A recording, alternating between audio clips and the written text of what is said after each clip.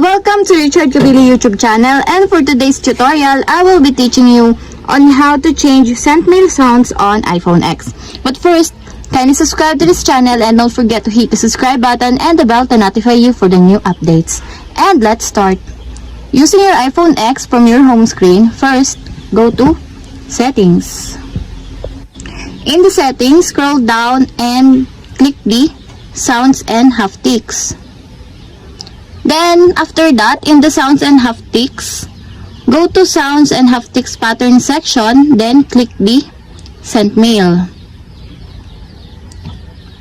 Then, in the Sent Mail, if you want your sent mail sounds play with alert tones, then choose the kind of alert tones that you want in this part by clicking the alert tones that you want until there's a check mark on the side.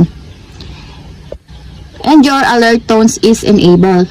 And if you want your sent mail sounds play with ringtones, then choose the kind of ringtones that you want in this part by also putting a check mark on the side of ringtones.